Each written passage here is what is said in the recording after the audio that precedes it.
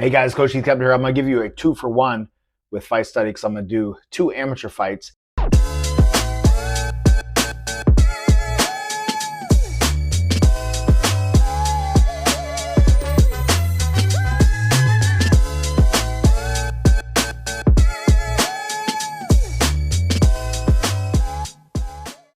going to try to pick 2 fights that have similarities but also are a little bit different with guys that did go on to be pro and at least have a pro contract and get some pro fights in. You have Gamboa in the first one against Thomas from France. Gamboa, of course, from Cuba, and most people know who Yuriorkis Gamboa is. And then you have Howard Davis Jr., who was a Olympian as well. And so let's just, without further ado, jump into it. And because it's good to see the pacings and some of the differences, because if all you watch is pro fights, if you're watching this, chances are you're not a pro fighter, not yet, at the very least. And so if you want to succeed, learn how to succeed first as an amateur. Then when you go pro, learn to do that. Too often I'll talk to guys, I've worked with guys, and I used to be in this mindset where it's like, oh, well, I'm just going to go pro, so I don't need to worry about trying to be a good or better amateur fighter. It's a different game. With this first fight, it's a I guess a 4-round fight because that's how they did it back in 2004. Now the Olympics, I mean, at least I think over the last little while, all of them are 3-round fights. So yeah, but for some reason the 3rd round's missing on this one. So bear with that, but you still get the feel for the pacing for these elite level amateurs, the best in the nation, or excuse me, the best in the world at this time. So without further ado, let's jump right into it. All right, so we're starting off first with Gamboa, and next we're going to go to Howard Davis after that. Now, if you notice, first Thomas, what does he do first? He leans in with that right hand, right? Not generally the best thing to do, just leaning in with that right hand from fairly far out. And what does Gamboa do? He's trying to jab. And then Thomas leans in again. And see, that was a big, obvious load up with that right hand.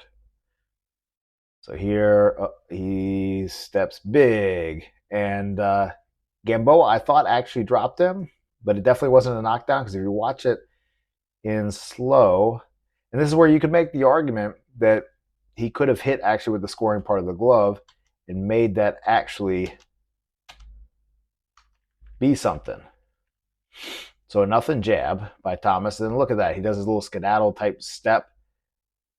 And Gamboa can see it. But instead of actually throwing a punch, Gamboa just kind of pushes him down. Maybe you could say he missed the right hand and then pushed him down. I mean, maybe his reflexes are that good, but interesting.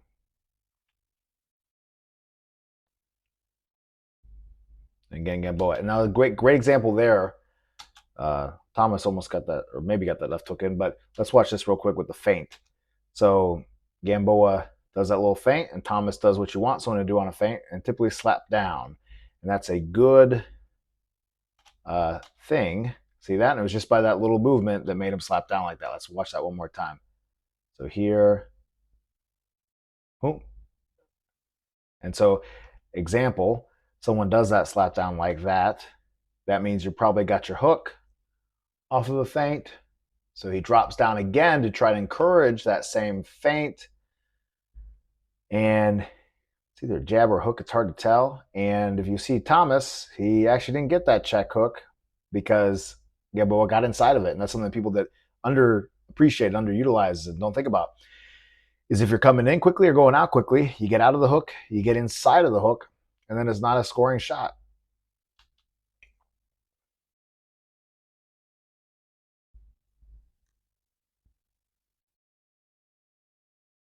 And you see Gamboa also does a lot of pawing with this as well. It's one thing about the pushing the pace of a fight. These guys get a little frantic. One thing to see here, which is good, is the example of, it wouldn't have been a scoring shot, but to see the example of Gamboa's shoulder with the right hand punch, good right hand punch, you could maybe say it landed. It definitely did touch his face. But stopping that left hand, and of course the left hand would have landed. If it would have landed, it would have been a paw on a slap. But still, the idea is great of the shoulder popped up with the right hand. Hey, real quick, check. Make sure you're subscribed. If you're not, go ahead, click that subscribe button, click the bell for notifications. I upload a new one every Monday, Wednesday, and Friday. Appreciate your support. Now, back to the video to keep you protected from the wide shots. And Thomas actually did jab there. Let's see, Gamboa is starting to move a little bit. Double jab, single jab, then double jab. And he's kind of a little flaily with the shots, right?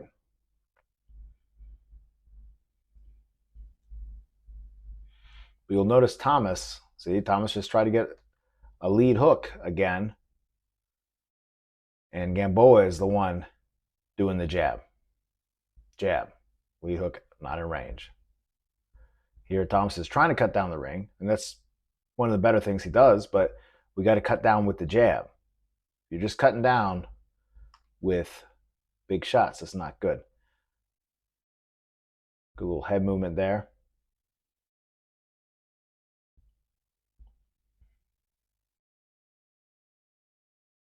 And one thing is that the landing by Gamboa is so clear that it makes it, that's what makes him able to win this fight with this type of movement.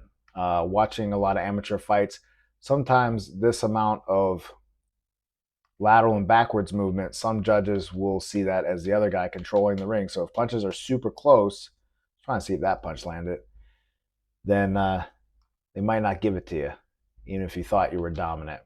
Let's watch this exchange here real quick.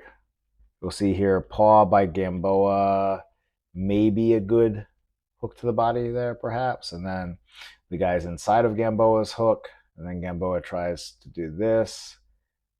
He's kind of inside of it. Again, the accuracy isn't quite there, and that's also what changes as you go up levels, as a pro and everything else. The punches get a lot more accurate. Now, maybe that right hand landed by Gamboa. You know, sure, Thomas kind of rolled with it, but Thomas's attempt at a counter with that, if he would have just turned it in a little bit, it could have been a great left hook. But no, he ends up with this type of scoop hook around the back of the head. And then again, with this shot by Gamboa, it's hitting with the fingers as well.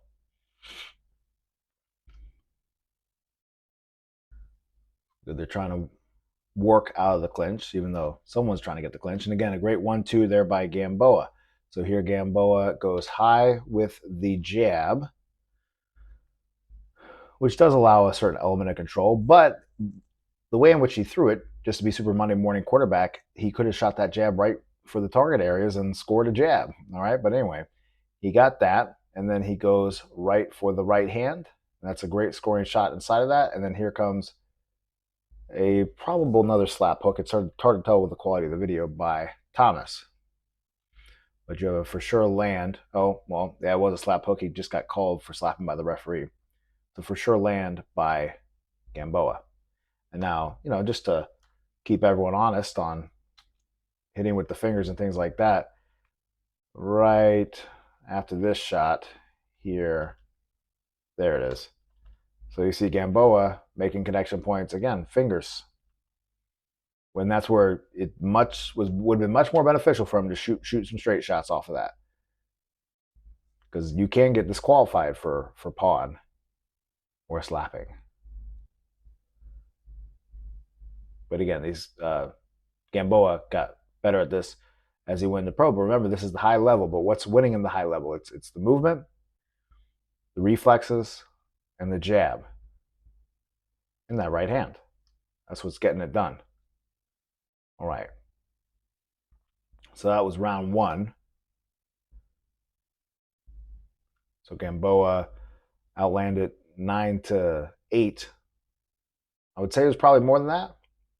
But again, when these judges are judging, you know, they see hands moving sometimes and they're scoring that. But sometimes when you have good judges, they won't score the pause, and then it would have been even more a bigger disparity. So right here, Thomas wants to get that big right hand again. Gamboa slips the head offline and lands probably the best right hand of the entire fight. So out of all of this, nothing, maybe that hook scored there by Thomas. Let's see. Let's try to give Thomas a fair shake. So here, does kind of a paw by Gamboa. And see, again, with that hook, you see the wrist literally flex back, like does this as it hits. So even though it does create some force, it's not a scoring punch. So nothing, nothing, nothing, nothing. And then bam, a good right hand and a turn by Gamboa. As you'll notice as well, if you are just slightly down, sometimes a ref will tell you put your head up, because Gamboa also pushing down a little bit. I recommend don't disrespect the ref, but don't listen to the ref too much either. Again, great jab by Gamboa here.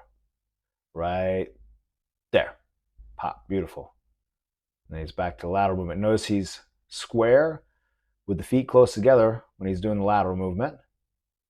And then when he attacks, that's when he sides up. And when he's going in and out, he has that wider base to allow him to do a quick in and out in the pulls, right? He has the base set up with the feet so he can pull back and pull in.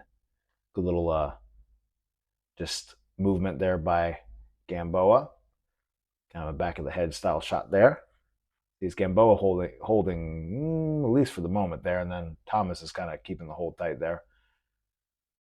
Then Thomas again comes in with the hard one too, and this is why your coaches tell you to not just start doing this, moving, because you don't have many more rounds to get it back, and sometimes a good fighter will just do that. We'll clean you up with the jab at the end. They miss, boom, came back with a jab.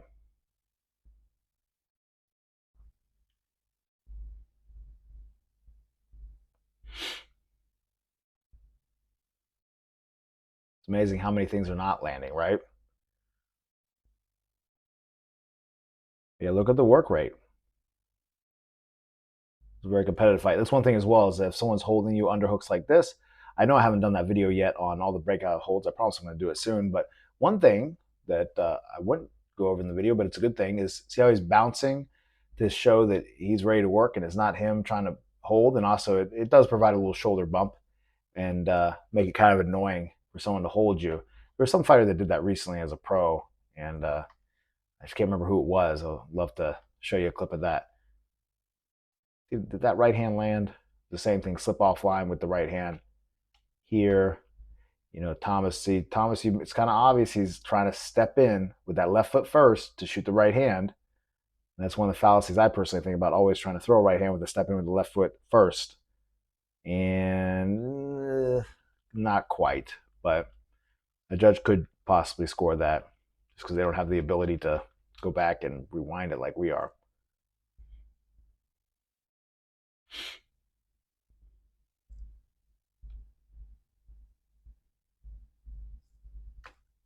It's a good little. He's moving off to the right side, moving off right. Use the right hand to shoot to come back. Easy to do that. Moving off to the right, moving off to the right. He's moving into your right hand, and you just shoot it.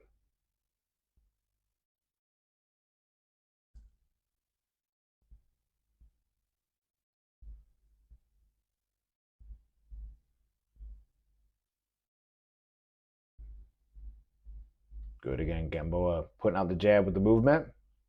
The 1-2 again.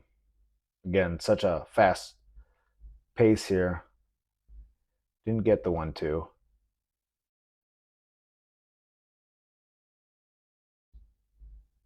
And this is where Gamboa is doing enough coming forward to also make it clear that he's in control for ring generalship. Let's watch this highlight here. You could maybe say that shot. We'll give him that shot. We'll give Thomas that shot because maybe it did hit with the white of the glove, which is what they don't have the white of the glove anymore, right? And then this is where you have Thomas do that long hook shot that, like I said earlier, is really like the fingers touching as he's trying to turn, as Thomas is turning hard away. And then Gamboa, again, even if that did touch a head and he didn't block it, it was not the knuckle portion of the glove. And then you have here where Thomas gets ready to shoot. See that? He's set to shoot the right hand. Gamboa can see that. Bring the head offline and gets the best punch of the round. Now this is where it jumps to round 4. So I guess that was round 2 that we watched. So 12-6. I mean, that seems relatively accurate.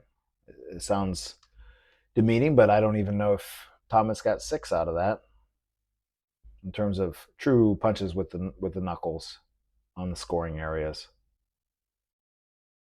So Thomas knows that he's behind, has to. But again, he goes back to trying to load up that big right hand again. Here, boom. See, it's very obvious, and a good mobile guy like this will know that. Good jab, keeping the range. And because he's jabbing and keeping the range, boom, like that. That jab got through, beautiful. So that's definitely a score. And then look where that hook was. Even though Thomas tried to get over the max extension of the hook, be better if he tried to step with it. He didn't get it. And again, this is what ideally you as an amateur is for you to be throwing punches and them to be clearly missing. Preaching that to one of my guys recently in a fight where you want to be throwing your punches, like hit them, clear miss. Bam, bam, bam, hit, clear miss. And that makes it very clear to the judges like that you are not getting touched. Good movement there by Gamboa. And see, he's running his hands. And that again is making it clear of, he's dominant, right? If the judges are kind of scoring more so just almost like arm movement, then they're going to score him just as equally as the other guy. Again, that was that same exact setup. Gamboa can see when this guy gets ready to throw that right hand. That time he tried to be a little more sneaky with it. And Gamboa, he didn't get the counter off it, but he tried to. The other guy brought his head offline well and pawed him here and wrapped him up. And see, this is a great example of Thomas. Sorry, Thomas, to be so critical. You got to this level, man, and much respect. But I just see guys I want to use as a teaching moment. So he just, got close to getting hit, and maybe some judges might score it a hit. But then he's the one really initiating the hold right here. He's behind. He's got to get work in. And I see this happen with my guys sometimes where we'll be holding when we're in the last round of a fight and we gotta get the win. We're not going to get the win by holding the guy. That's where you got to know how to rip your arms out and how to manipulate your arms out.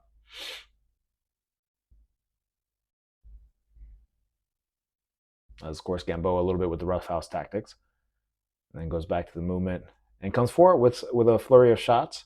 And so again, think about all the movement he's been going back, but now here coming forward, making it clear that he's dominant. We got 43 seconds left in this fight.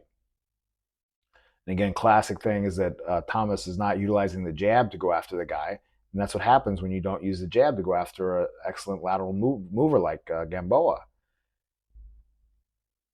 You could say, oh, he should have shot the right hand to run him into the right hand. But think about it. He tried to do that earlier, and he got a great counter against him in the second round. And then earlier this round, he almost got countered beautifully with it. Let's see what happens here with this situation here. Nothing really scoring. You got to get used to pulling those arms out. Good work by Gamboa. Shut him down because Gamboa is ahead, so it doesn't matter to Gamboa how much this guy holds.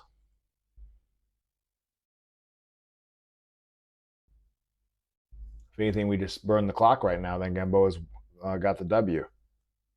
That's important as a fighter to know when you're ahead. Yeah, man, don't you just wish he just would have not hit with the palm part of the glove? Otherwise, it would have been a great counter. Good movement, though. See that?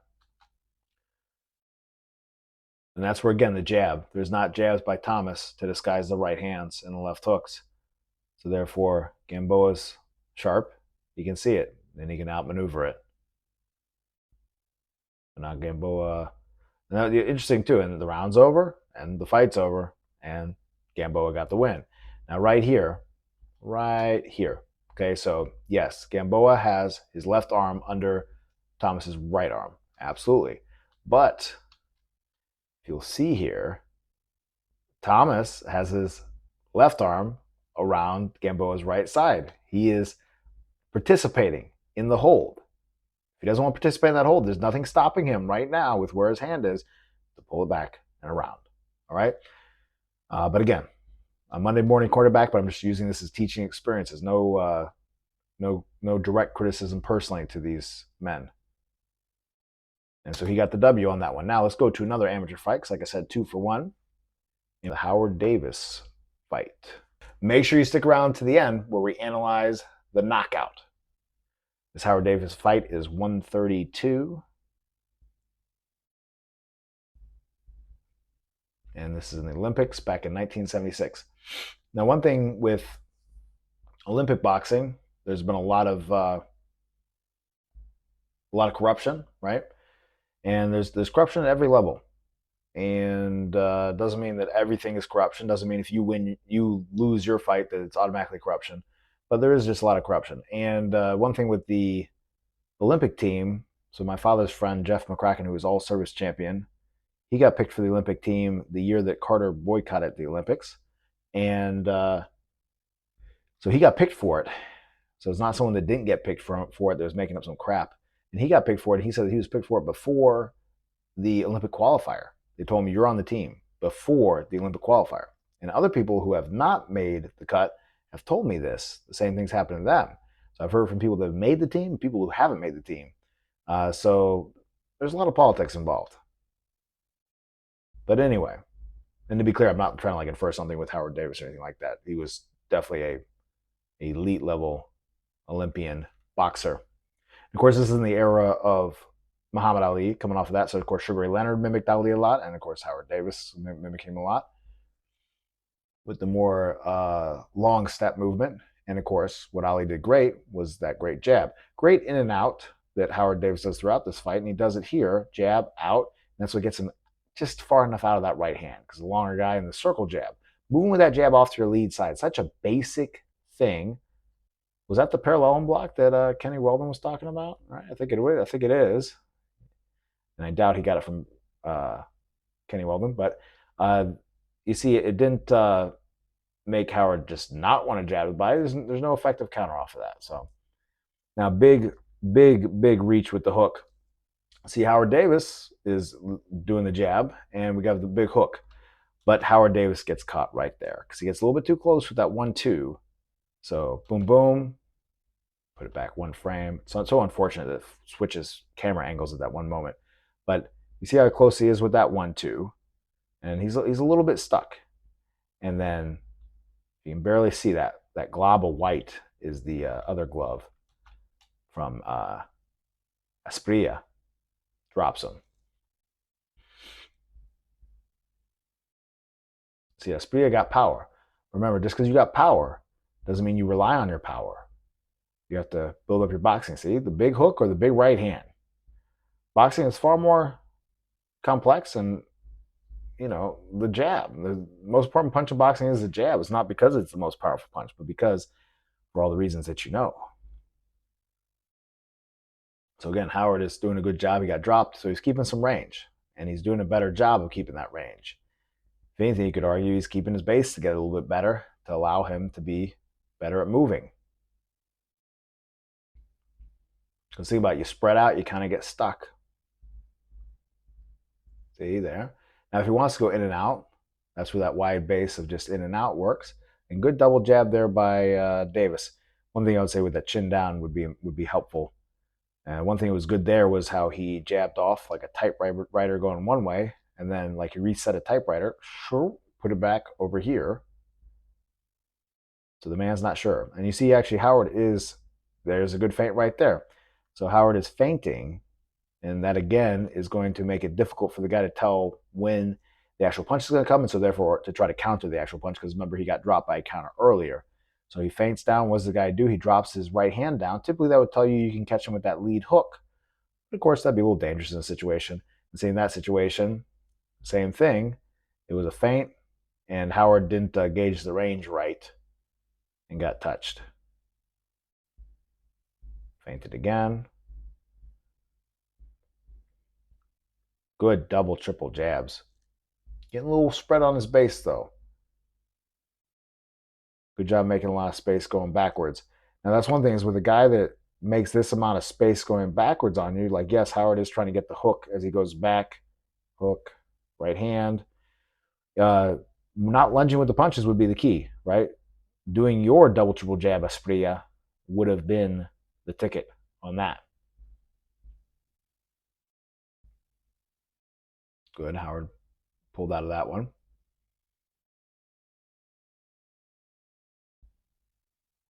Again, back to that jab. And again, oh, there's the feint. Think about who's jabbing. I'll tell you a secret. The guy that's winning is the guy that's jabbing. So here, jabbing high and low. Jab. The situation there. Feint. See that? I didn't notice that the first time I watched this. Now I've watched it a couple times, but here, watch Howard, feint, right? Just a little drop level, a little step with the foot, but that puts enough weight on the left foot that he can now push off of it for when that big hook comes. And see, he's far too out to try to get the left hook counter. You know, left hook counter could be a sweet thing and it's great and it can land beautifully, but we could maybe be set up for other things. Maybe the 1-2. Can maybe say that was an attempt at a jab, perhaps. I don't know, but there was a good one too. So here, feint, whoop, bam, boom, boom. Good. That's 1-1-2. Good attempt. Yep. See, he's feinting and double, triple jabbing. Excellent as well. And that's also helping him control the pace of the fight. If he wasn't doing that, he did get caught by that right hand. If he wasn't doing that, he wouldn't be taking control back. No, he didn't get caught by that. Pardon me. I misspoke. It's so hard with this hard film, with this old film. In good circles, look at that. So remember that if you're the longer fighter and you're keeping the range from someone like Asprilla, then those circles, and then big step outs. And only if they make you pay for big step outs, keep doing the big step outs. You could say maybe ideally sometimes change it and do just a little step out. One thing is that when he steps out, he tends to rip the hands down hard and pull the head back hard to help with the big step out. But that can also be dangerous because people like, I'm trying to remember who the guy was that Roy Jones Jr. dropped. Montel Griffith with the pull out, and Jones, of course, stepped in with his big hook.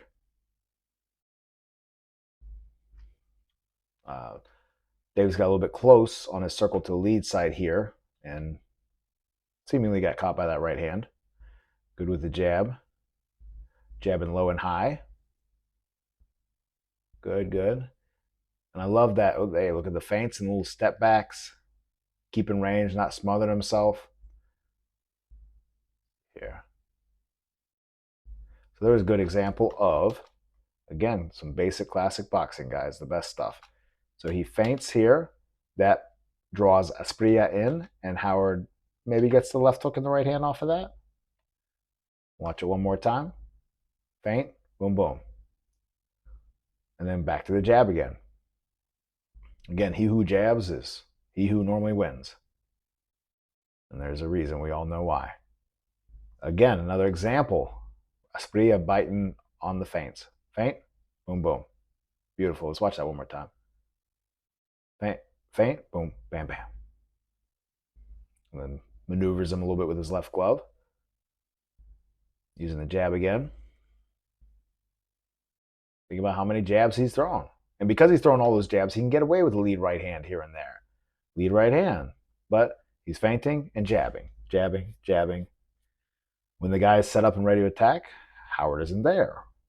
That's good boxing. I think he was named outstanding boxer of the entire Olympics. And you can see why. And think about how few pieces it is. It's not all this stuff that you guys work, not you guys, but it's not all this stuff that so many people work on. And they're like, oh, I'm going to try to add all these tools and all these tricks to my trick bag. Where look at what Howard's doing here.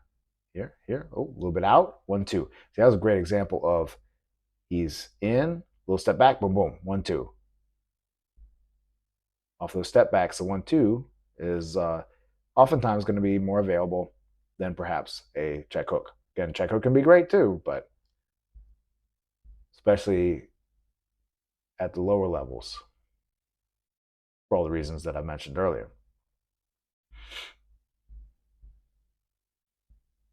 Good jab again, probing jab. And again, all of this is just setting the stage.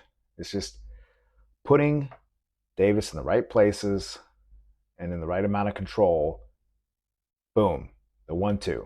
He knows he can get the 1-2. He's done all the double, triple jabs, and so therefore a 1-2 is not expected. Double jab again. If you're always 1-2ing, the 1-2 is expected. You get countered like he got countered earlier. But now he's feinting, double jabbing, triple jabbing, sometimes single jabbing. There's enough variety. So he's here. So 4 jabs. Go back to that. 1, 2, 3, 4. And then comes back with the right hand. Okay? And then sits down on a very hard 1-2. Watch that one more time. Oh, beautiful. Bam, bam, bam, boom, boom. And think about the simple time changes on that. Jab, jab, jab. Right hand didn't land. Kind of put out like another little right hand arm punch there. Then he gets ready for it. A little bit of a setting. Comes in for the 1. And Asprilla turned his head away. Tried to brush the jab, it looks like almost. He overreacts with that right hand catching and parrying or whatnot. And then that right hand is right there for Davis to really lay into. And he goes down. Something I didn't see, honestly, the first few times I watched this for whatever reason. I don't know what it was. I think I made the mistake of watching it with the sound on with Howard Cosell talking, and that's a mistake. But look what the young man does. Asprilla. He takes the mouthpiece out in his left glove right now. So the mouthpiece is in his left glove. He's getting counted. Then the referee does this sign for you to come forward, but he doesn't come forward. He goes backwards more and more. And it was a culmination of these things, because right now the mouthpiece is still not in the kid's mouth. He took it out. Maybe his coach told him, hey, you get hurt, take this. He's got it in his hands right now. Maybe the coach told him, hey, you get hurt, spit your mouthpiece out, but he thought that meant you need to hold your mouthpiece. And at the very least, it would have been a point deduction. With this one, apparently the kid was just hurt so much. But good classic Olympic boxing right there, guys. You got from 2 totally different eras. And again, it's so important to be watching this level and to not always just be watching your favorite fighter when they're fighting for their championship or they're on the mountaintop fighting 12-round fights and how they approach it like that. You want to see when the base is being built. So important. All right, guys, make sure you comment below. Make sure you click like. Make sure you click subscribe, because honestly, a lot of people that watch this aren't even subscribed. So make sure you do that. It really helps the channel. I appreciate it. And share it with someone that you think could benefit from it. I just really appreciate your support, guys. Look out for the next video coming soon. And this was a request from some people, some of the subscribers who wanted me to do a little bit more on the amateurs. And I was like, you're dang right, because I tell my guys all the time, hey, watch some of the amateurs, because a lot of them are amateurs right now, and watch the amateurs at the next level so that you can get to the next level there, master amateur boxing, and then when we're ready, we'll go pro and we'll master pro boxing as well. All right, guys? Appreciate your support.